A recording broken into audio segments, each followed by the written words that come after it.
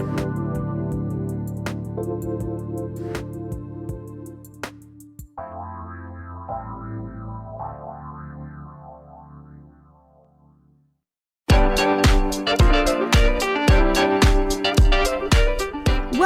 to My Turn Life Coaching with me, Rikki Schwartz. If you're like most people, you've spent your entire life focusing on the demands of parenting, of relationships, of your livelihood.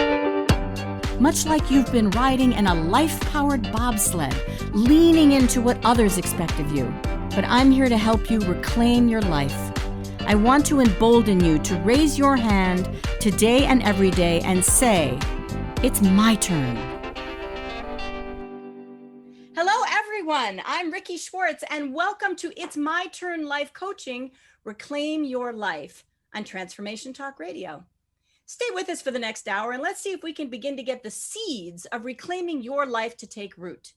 And then please join us on the second and fourth Wednesdays of every month at noon Pacific time, where my expert guest and I will do our very best to give you the tools you need to finally say, "It's my turn." On today's show, I am honored and excited to have an old friend and colleague, Mr. Harry Lamberton. Harry, who earned his MBA from Goizueta. Am I saying that right, Harry? Goizueta? Yes. Goizueta School of Business at Emory University, has 30 years of experience in the environmental business and is currently an area vice president at Waste Management, where I too was also once employed for about 16 years, during which time I had the distinct pleasure of working with Mr. Lamberton. So I thought a lot about this, and I am always trying to select guests that are diverse, that have different backgrounds, that have different experiences. And sometimes when we talk about how to be successful, people don't always want to hear from a wealthy white guy.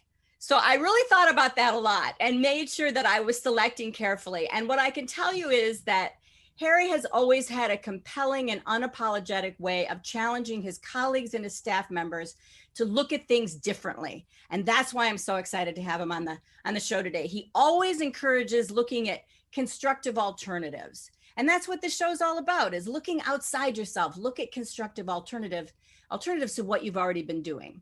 So since that's the foundation for this show and my life coaching brand in general, I knew he'd be an excellent guest. Today, Harry's going to be sharing his personal experiences and stories that have proven to him time and time again that our biggest barriers to success are almost entirely self-imposed. Harry, welcome to My Turn Life Coaching, and thank you so much for being here. Rikki, you are welcome. It is great to be here. And before we get started, I've got to say congratulations to you. How cool is it to see you with your own radio show, successful life coaching practice, leading businesses, award-winning playwright. Nobody has more energy than you do, Rikki. And it is cool to see you. So congratulations. That's very, very, very sweet of you to say. Thank you. So in an effort to kind of fast track a connection between my guests and the listeners, I do this every week. Every podcast. I begin every interview with the same question, and that is, what are your personal core values, and in particular, the ones that align with our interview today? Yeah, so if I think about personal core values and establishing core values, I really go back to what's the end goal? Where are you trying to get to? And so for me, it's always been about leading a happy, fulfilling, productive life. And that's what I'm seeking. And so, as I look at the core values that help me move in that direction and achieve that, it starts with integrity. I think honesty, acting ethically are just, core to being a good person and being able to establish the trust with people that you want to. Building off of that, I think empathy is super important. Being compassionate and respectful for others really becomes the foundation for establishing trust and establishing the right kind of relationships, and just for being at peace with yourself. I think when you've got integrity, you act with empathy, you're comfortable with who you are, you're comfortable with how you interact with people personally, professionally. And so that's kind of the foundation. And then I think positivity is a big piece of it. I think you come into everything you do with a positive attitude, particularly when things are tough and things aren't going well. From a leadership perspective, I think that's super important. And then that kind of builds into, as what we're talking about today, this question around kind of how do you push the boundaries? And so to me, kind of the final piece on the core values is taking risks and not being afraid to fail and being able to push outside of your comfort zone. And what I have found is that when you do push outside of the comfort zone, that's when the greatest learnings take place. And that's when you develop the skills that are necessary to be successful in whatever it is that you want to pursue within your life. And really, it's kind of that combination of things to me that establishes the foundation for being successful and ultimately getting to what is that happy and fulfilling life. That's how it's been for me, Rick. I like that. And it's funny, as you were talking or right before you began to list your core values, because of course, so the listeners know, I never like to hear those core values ahead of time. I really like to be surprised when I hear them. But before you started listing them, I started formulating in my brain, what would I think, Harry, what would I think were his 5 core values? And I'm telling you, I nailed 4 of the 5. So what I can tell you is that you have lived a life representing those core values, or I never would have known that they were going to be they. And I think that anybody who's ever worked with you would probably nail them as well. So you're clearly living your core values, which is not the case with everyone. So glad to know you, Harry. Oh, it's good feedback, Rikki. I'm glad to hear it. It's true. Okay, so let's set this table a little bit. Today's topic is really, in its broadest sense, about self-sabotage. And although you didn't use that in your narrative when you were explaining your ideas to me, I think that's what it boils down to. So I'm going to kind of put it under an umbrella of self-sabotage. And I know that you have very specific thoughts on what you did call the traps for ourselves and how they can interfere with meeting literally our potential personally and professionally. So talk to me about what those traps look like and how we can recognize them. Yeah, Rikki. So what I've found is so often the things that prevent us from achieving everything we want to achieve and being all that we can be are the self-imposed beliefs that we have about ourselves and who we are. And there's so many influences that we have in our life, whether it's family, it's our friends, it's our colleagues, it's organizations we're involved with in the community. But people will often develop ideas about who we are, and consciously, subconsciously, we kind of feed off of the signals as to who are we supposed to be and what are we supposed to do. And I think it starts at a young age as you're coming up through school. And should you go to college? Should you not go to college? Right? How important is that? What kind of career are you supposed to have? And ultimately, what does happiness mean? And what is it that gets you there? And the concept I think a lot of people chase is that the big house and a lot of money is going to be what equates to happiness, right? And so often you see with people that purely chase those kinds of material goals, that doesn't end up with happiness, and they don't end up fulfilled, and they don't end up to be great people because they're unhappy, and they're not fulfilling the potential that they've got. But so often it's they're trying to fulfill something that somebody else has set for them as the expectation. And they've listened to people who may have said, you really shouldn't do that, or you shouldn't try that, or I don't see you there. That's good input to get, but you can't let that restrict ultimately what you try. Yeah. And so I think it's that either fulfilling the ideas that others have, or really just taking it in and saying, I'm believing everything I'm hearing. And even though I think maybe I want to try this, I get dissuaded from doing it. And time again, I think people trap themselves into a box of who they are and what they should be doing or what they might be pursuing, and not really focus on the things that would bring them the greatest happiness and ultimately be the most successful at. So if I'm going to reiterate what you said, I think you're kind of saying that all of us are put into boxes by other people, fairly common, our parents, our spouses, our friends, but we have a small voice, because one of the questions was, how do we recognize these traps? I think you're saying all of us have some small voice that's telling us, am I in the right box? Is what people are telling me true? And we tend to ignore that small voice. Is that I think we absolutely can find ourselves ignoring that voice and just not necessarily pursuing what it is that we really think we genuinely want to do. Yeah. And there's a balance, right? You just can't go do anything. We've all got responsibilities in life, and we've got to, fulfill those responsibilities. But I do think that a lot of times we don't trust ourselves to push. And there's also, I think, linked to it, Rikki, that fear of failure.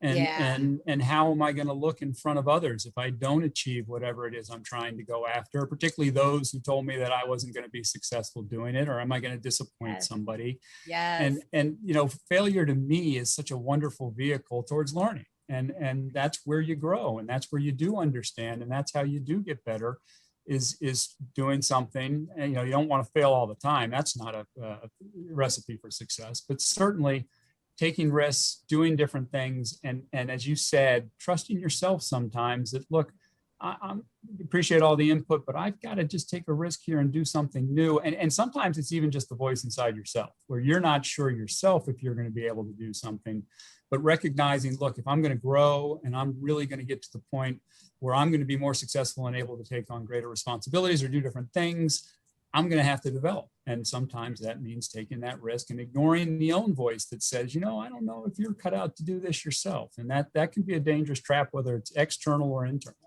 When I do training for Center for Agile Leadership, which I'm also president of that company, and I'm a trainer, and when I do my certified life coaching, I can't begin to tell you how many people have said to me, either one-on-one or in a group setting, I've always thought I'd be good at, and then I always say, but, and they're like, I don't know.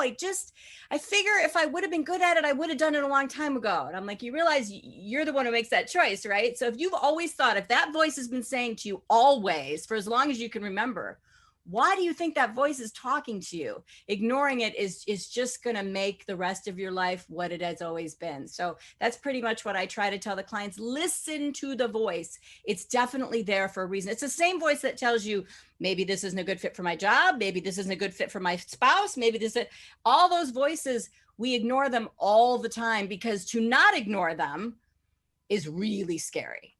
So I think that there's a kind of fierceness that comes with saying, no, I have heard that voice. I'm going to stop ignoring myself. Would you agree?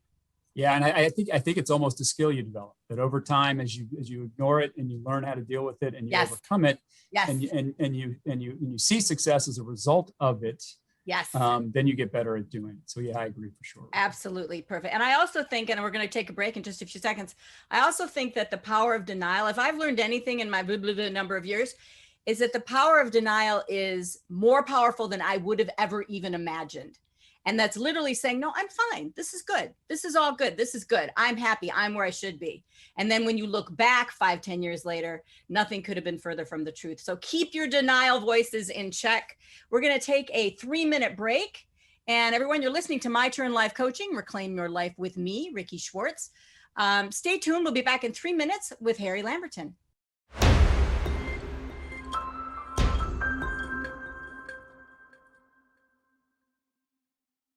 And we're back. You're listening to My Turn Life Coaching, Reclaim Your Life with me, Rikki Schwartz.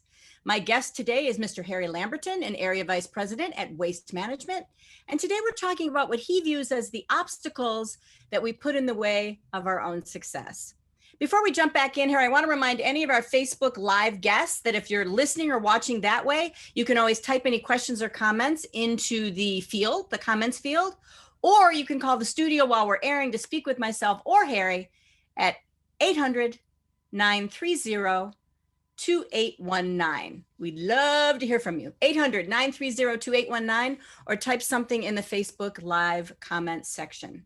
Also, I want to make sure that everyone knows how to contact Harry once the interview is over, because I'm sure you're going to have lots of questions for him. Harry, why don't you give whatever contact information you're comfortable with to our listeners? Yeah, Rikki, I think that if somebody wanted to reach out, LinkedIn is absolutely the easiest and quickest way to do it. You can find me, Harry Lamberton, on LinkedIn. I'm the guy with Waste Management, so it should be pretty straightforward. And by the way, it's Lamberton, everyone, Lamberton. Okay, so diving back in. Those of us who have known you in your adult life, and I've known you a long time, have witnessed firsthand that you are comfortable feeling uncomfortable, at least in a professional setting. I can't speak to a personal setting, and that you thrive on challenges and in unfamiliar situations. And mostly we know that because you've taken a lot of positions within the company and they were quite a bit different from each other, and you never said no.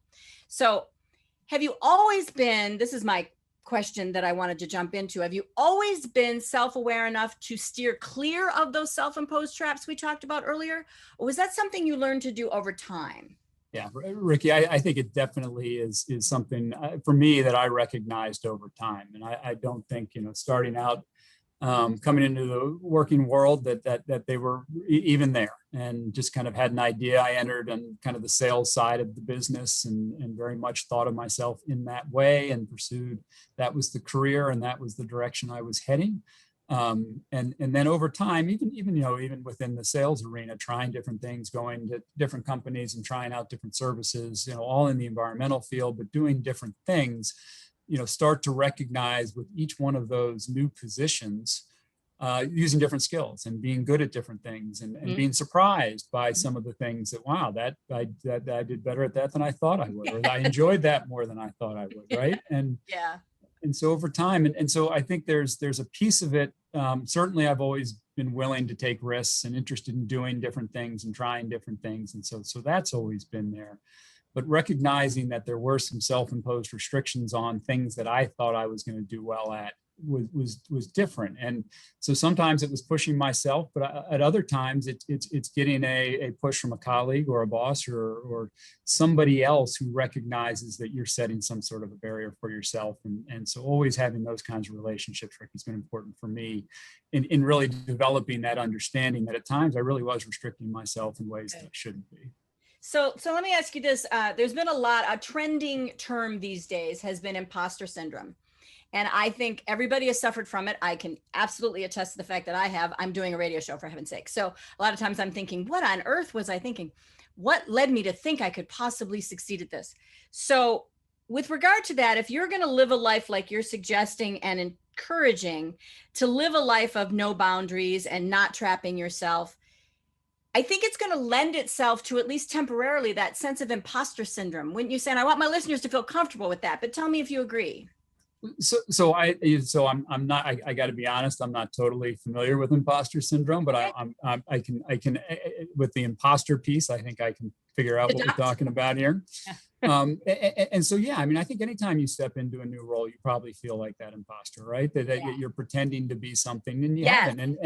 And there's no way you take on a new challenge or do something different without it. And you're not going to be good at it right out of the gate. And there are going to be aspects that you're going to fail at. And there's some things that you probably got to fake along the way, just to, as you figure it out, because that's kind of the way it works. And so, I think absolutely there are those feelings of inadequacy or I don't have the skills or the experience that it's going to take to do this. And I always fall back on the fact that everybody started at that place, right? Nobody walked in all 100% prepared and with all the experience, right? Every single person started without the experience, and the only way to get it is to do it and to try things and to be successful and to fail and to learn and to get better. And yes, you did deduct correctly what imposter syndrome was. And it makes me think of, in my personal life, when I left Waste Management, I took a job as president of the Center for Agile Leadership. When the CEO first said, I would like to make you president, I thought, what on earth do I know about being a president of anything, let alone something unrelated to waste? So every time I emailed someone with my signature file, and every time I talked to someone on the phone and I identified myself as president of anything, it got stuck. I always expected them to go, who are you? Well, what on earth, what qualifications do you have to be president of anything? And it's a big company. And I think I learned, and what I want to encourage my listeners to do is learn to feel uncomfortable with that feeling of impostoring, because I almost felt like I was lying or deceiving. And you're not. You're literally put into a position by somebody who believed you could do it. If you don't have faith in yourself, have faith in them. They've been in business a lot longer than you have. So, and Rikki, if I remember when you when that offer came to you, there were some other things you were considering and thought that you might be a better fit for. And if you'd kept that, and I know you struggled a little bit with trying to figure out, should I do this or not? And what a shame it would have been if you had turned that down and just kind of kept yourself in the box you were in and gone for a very different role and what a different path you'd be on right now. That is so true. And who knows whether I would have been as happy on that path. That's hard for me to imagine, because I feel like I'm doing what I'm supposed to be doing now, both in terms of life coaching and the agile leadership teaching. But you're right. So I think even at that time, you were one of the little voices that said, think about it. If he thinks you should be in this position, have faith in him. Do what resonates with you, I think, is something that you said. Do what you're passionate about. And that's what put me right over the edge. So to me, it's more about passion than it is just, certainly more about passion than qualifications so much of the time. And I think that's what we're talking about. I love leading and teaching so much that the rest just kind of had to come. And I think it did. That's good. So we have about 5 minutes left in the segment, Harry, and I want to have you share some examples of how this fierce mindset, I'll call it, has benefited you specifically. I was going to say at Waste Management, but I'll just say in your professional life in general. Yeah, well, it's, I mean, 20 years has been at Waste Management, and it's so certainly that's, I think, the right place to talk about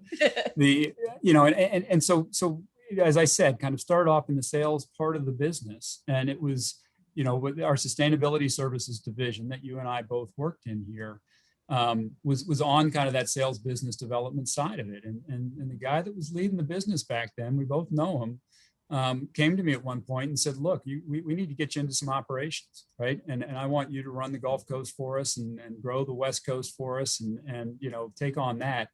And I, same kind of reaction that you had. Is I know initially I was like, what do I know about operations? I certainly understand it, but I haven't led a team that's done that. And, all the focus on the things you've got to do from a safety perspective and compliance and meeting the customer expectations and making sure that's happening, right? I mean, it's a different world from what I had been doing. And it was trusting that, hey, this is something I need to do. And on reflection, certainly recognizing where I wanted to go. And I think that's the other thing that's important, Rikki, is where am I trying to get to and where do I want to be long-term? And what are the skills and the capabilities and the experiences that I need to be successful? And as well as when those opportunities come available, that I prepared myself to be the right candidate for that opportunity. And how do I differentiate from other people that might be pursuing those same opportunities?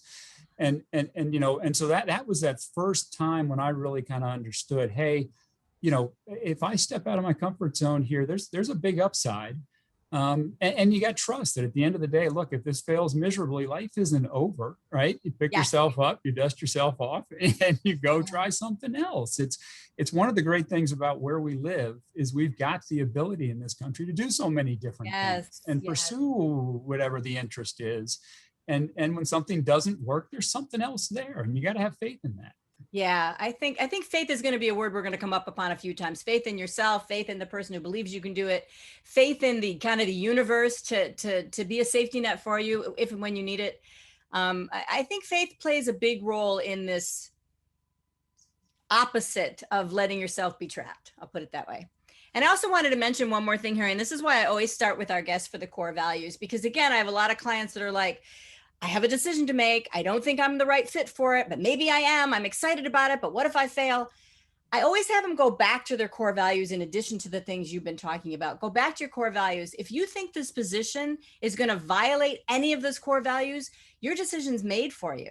You're done. So that can be like a really quick shorthand to figuring out whether you should make some other really scary step. And I'm positive that every step that you made, all the changes you made within the company, you asked yourself, will I still be able to have integrity? Will I still be able to be honest? Will I still be able to take risks? I think you asked yourself those questions, even if you didn't know you were. Would you agree? Absolutely. I think you've got to have those guideposts to making those decisions, which a lot of times, whether it's a career decision or just a business decision, right, can take what looks like a difficult decision and make it a pretty easy, straightforward decision when you're done looking at it. And I think I've taken opportunities and I've declined opportunities, both, Rikki, based upon using those values to guide the decision. And at the end, feeling very comfortable that those were the right decisions to make. Yes, that's exactly. And I tell organizations to do the same thing. Right now, we're in the pandemic, no big surprise, I'm sure to you. And they're in turmoil, right? They're in VUCA environment, which is just a completely chaotic environment, as it's called. And they don't know how to make key decisions. And I tell them the same thing in the Center of Agile Leadership. We train them, go back to your core values. Those are your beacon.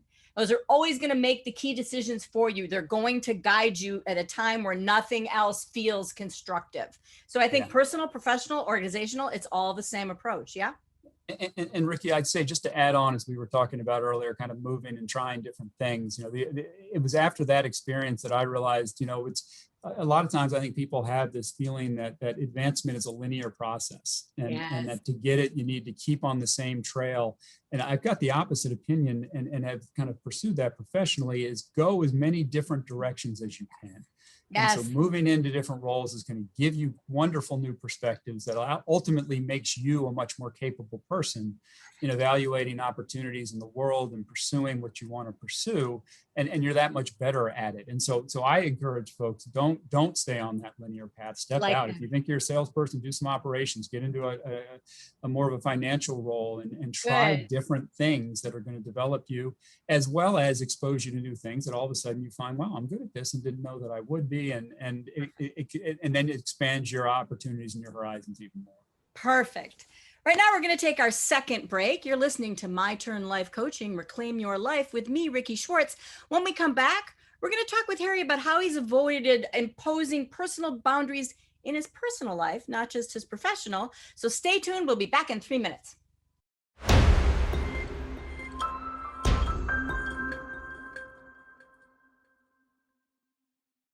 And we're back. You're listening to My Turn Life Coaching, Reclaim Your Life with me, Rikki Schwartz.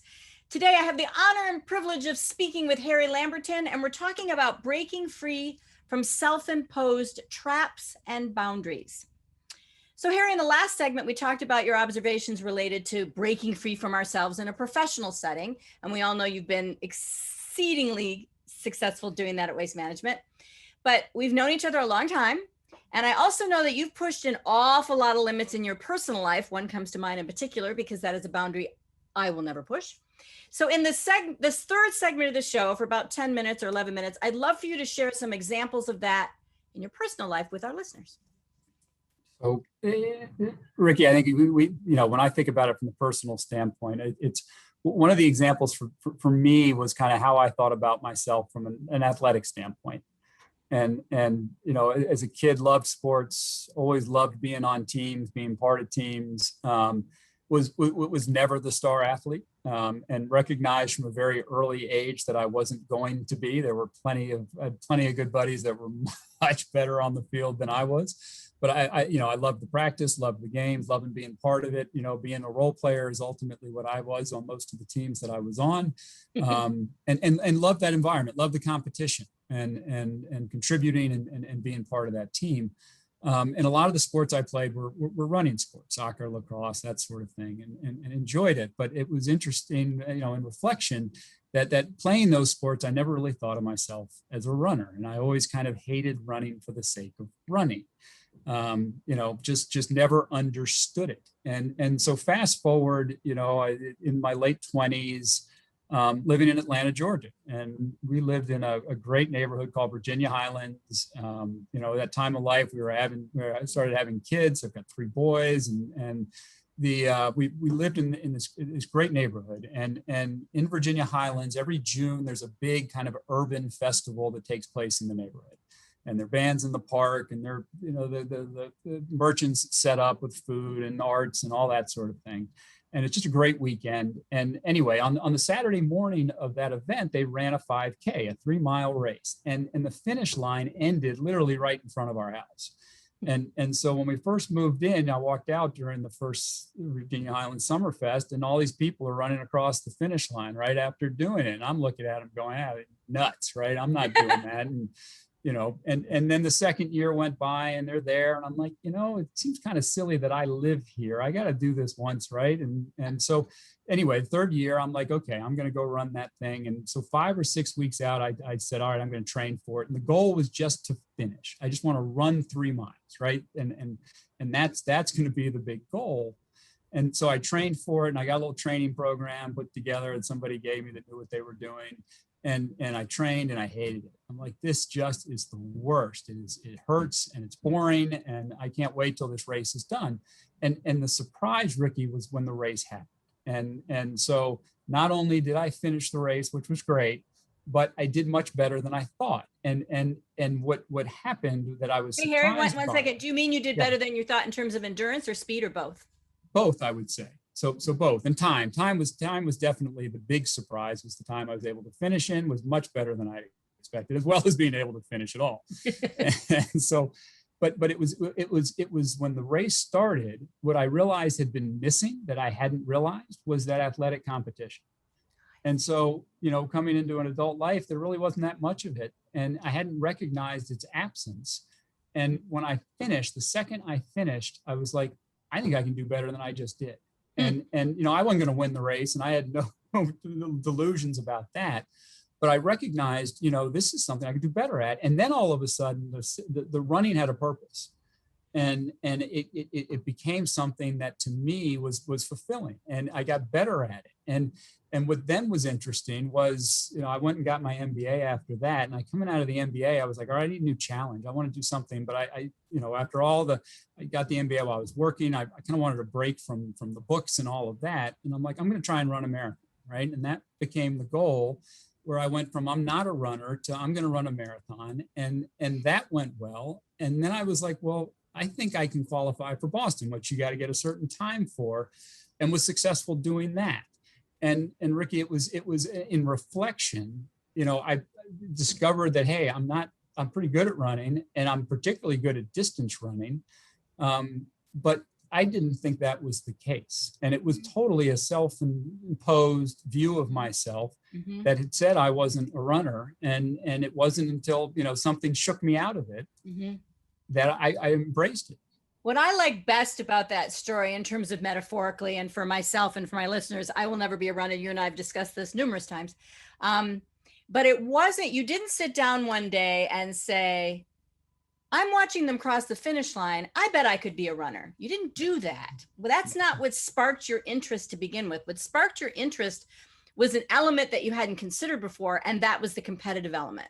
And that's what fed your ability to tell the lying self, I can't be a good runner, because it was more important to you to get that competitive element back than it was to listen to that voice. And I think a lot of us do that all the time. We're looking at something straight on. I could never do this because, but we're not looking at all the elements of it that would make us good at it. Why are we focusing on what wouldn't make us good at it instead of focusing what would? In your case, it was, I've got a killer competitive streak. Let's focus on that and see where it goes. Do you think that's a fair metaphor? No, I think it's absolutely a key component of it, Rikki. Yes. Good. Yeah, I agree. I think when we listen to those voices say you can't. Those voices very times say you shouldn't. Those are harder voices to overcome. And those voices will go on to say, you can't because of this, and you shouldn't because of this, and never once, but you should because of this, and you could because of this. And that's what I want to encourage everybody to just take 2 minutes, put aside the one voice and listen to the other voices. What have you been ignoring? The coulds and the shoulds, and what are you missing in terms of what would make you good at it? So thank you for that story. And Rikki, I think, the other thing that kind of came from that experience and has come from others is I think you learn that it's good to put yourself in uncomfortable positions. Yes. And that can be a lot of fun. And I've seen that a lot from a travel standpoint. It's one of the things I like to do. And certainly COVID's prevented the international travel. But, you want to be uncomfortable, right? Go into a foreign country where you don't speak the language, and the more different, the better. Yes. And realize, how easy it is in these situations to be just fine, right? Yep. But it's you have to approach people, and it's very different than it is when you go to a foreign country and you see the different customs and you try to adapt. But I think there is so many learnings that come from that, and it's that uncomfortableness as well as experiencing something that's new and different. Yep. And it's those learnings that you don't expect that are so wonderful when you do that. Again, Harry, that personally I'm an introvert, so I really do better alone or in very small groups. That's always been how I am, although most people don't necessarily realize that. But that has translated into my doing travel abroad to islands, internationally, maybe 75% of the time I do it by myself. And people are always asking me, I do all my camping with my dog too. I do tons and tons of roughing camping, just me and my dog. And people always ask me, aren't you scared? Aren't you scared? And believe me, there are safety concerns in foreign countries. I'm not going to diss those for a moment.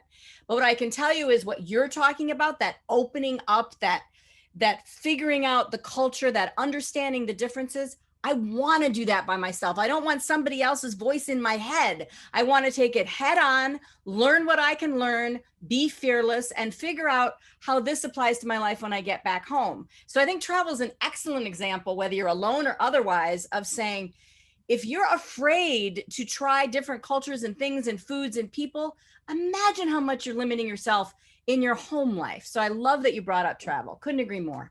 Yeah. And I just look at it again from a personal perspective. It's almost that flag that when the voice says, hey, this feels really uncomfortable, or, regardless of whether it's travel or something else, it's almost the invitation to say, I need to try this. Yes. And maybe I'll be proven true, right? There's certainly times when you're like, I don't think I'm going to like it. And you do it and you're like, I didn't like that at all. Yeah. And that's a good, Harry, that I don't care for exercise, but I went to a boot camp 4 times in my life. Boot camps are excruciating for people who don't like to exercise. I knew it was going to be so hard. And the more I knew it was going to be, the more I had to do it. I hated it. And I went back 3 times because I kept telling myself, you can't do it again. And that made me say, I'm going to do it again. And even if I hated doing it, Lord knows it was good for my body. So it's important to just stop telling yourself what you can't do. Yeah. And again, I think you flip it and view it as a signal of, hey, this is something I need to try. And, yes. It's, that's how you grow. I agree completely. And I did take the lessons I learned from the boot camps and I did apply them to training at home. So clearly it was not a waste of time. It was just me telling myself, Rikki, you have asthma. Rikki, you have no endurance. Rikki, you have really bad knees, blah, blah, blah, blah, blah, blah. And I'm like, nope, I'm going to try it. And if I hurt myself, maybe that's a different story, but I didn't. I just grimaced through it and I wouldn't have had it any other way, all 4 trips. So, yeah. And it's also, and you meet such wonderful people. I mean, it's different. There's so many subcultures that are out there. And so you learn about the world in a way that otherwise you're insulating yourself from. So true. My best friends, many of them have come for those boot camps, no doubt about it. And the trainers, oh my gosh, what they taught me about me and about taking chances and about not telling yourself you can't. And those lessons come back with you. I still have them with me. So no doubt whatsoever. Okay, well, we're going to take our last break. And everyone, you're listening to My Turn Life Coaching, Reclaim Your Life with me, Rikki Schwartz. When we take our last break, we're going to come back. We're going to finish talking to Harry about his views on the value of a purpose-driven life and how to actively pursue it. Talk to you in 3.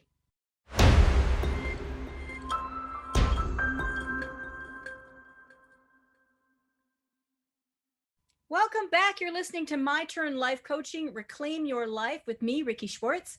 I have Harry Lamberton here talking on his views regarding limitations and boundaries that we impose upon ourselves and how to break free from them.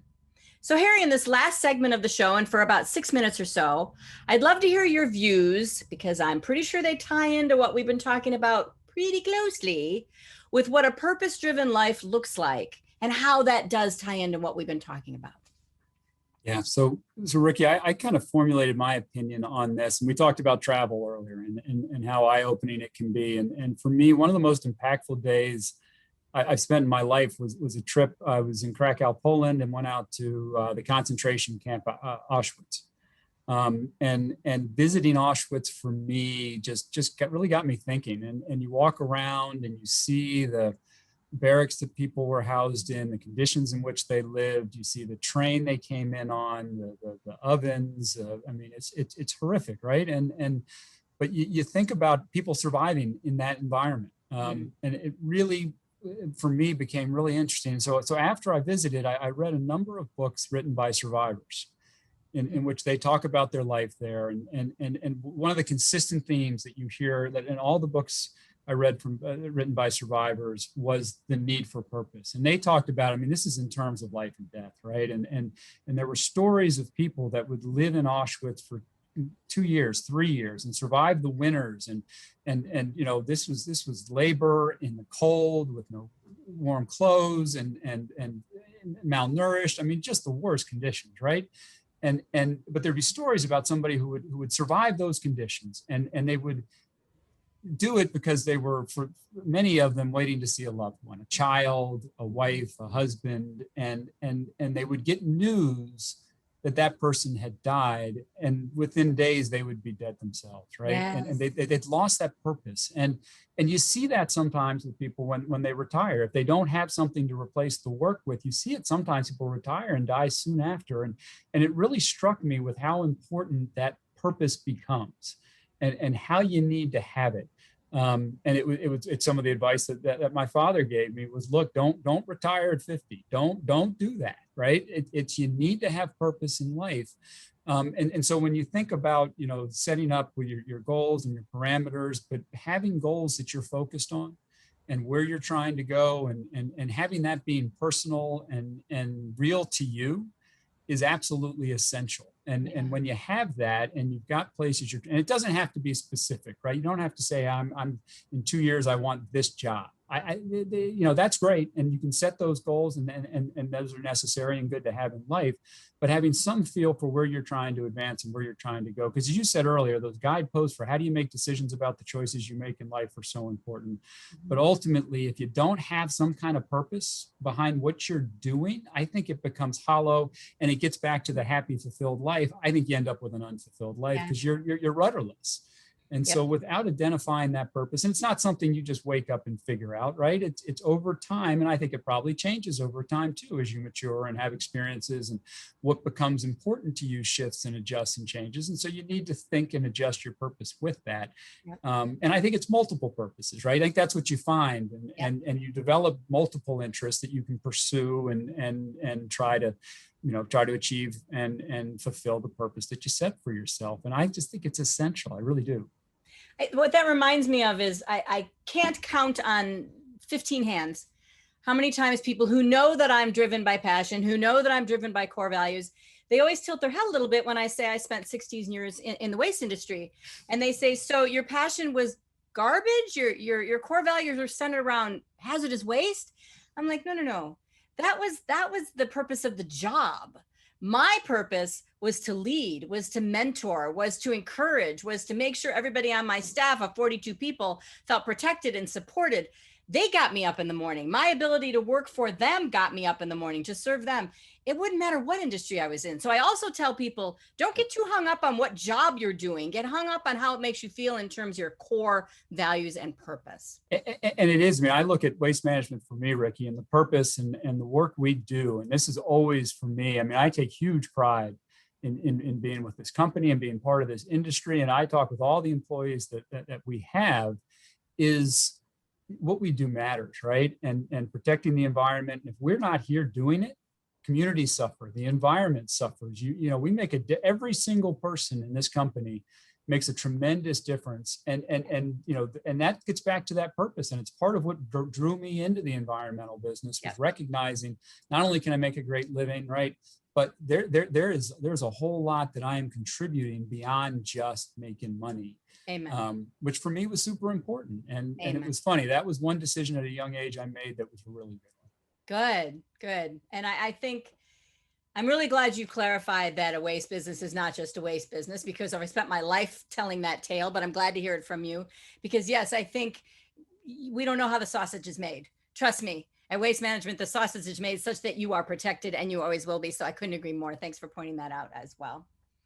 So before we close out, Harry, do you only want to share your LinkedIn social media handle? If so, if you think that's the best way to reach you, go ahead and share that again.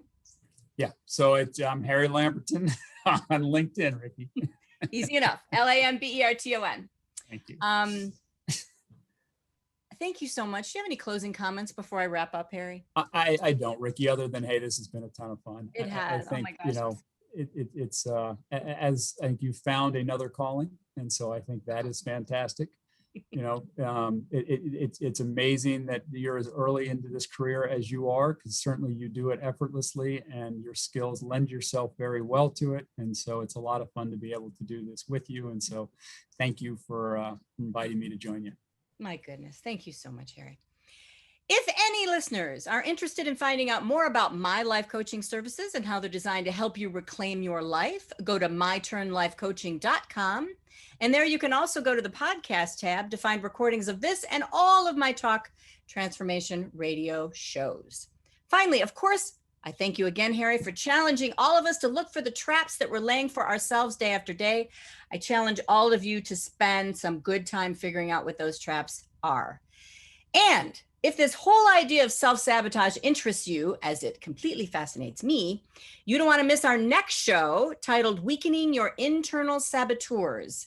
when Anu Smalley, one of my favorite humans on the planet, president and founder of Kapala Consulting Group, will be walking us through my very, very, very favorite self-assessment tool called the Saboteur Assessment Tool. It's an amazing tool that presents irrefutable evidence that our brains often work tooth and nail against us. For that podcast, join us on Wednesday, April 28th at noon Pacific, and let's continue this deep dive into how you may be acting as your own worst enemy. As always, special thanks to my amazing producer, Jacob Kappas. Thanks again for making this so easy for myself and my guest, Jacob. Finally, I'm going to close out this interview as I do every interview with one of my favorite quotes or contemplations related to life transformation. Today's food for thought is, while you're busy doubting yourself, so many others are just as busy being intimidated by your potential. Till next time, be thinking about what you can do to help yourself reclaim your life. Thanks again, everyone. Thanks so much for tuning into My Turn Life Coaching with me, Rikki Schwartz. Now, before you go, ask yourself this question. At my memorial service, what do I want folks to say was my passion? What do I want them to say was my purpose? If you don't know, or you don't think they'll know, then it's time to say it out loud. It's my turn. Visit myturnlifecoaching.com today and let me help you reclaim your life.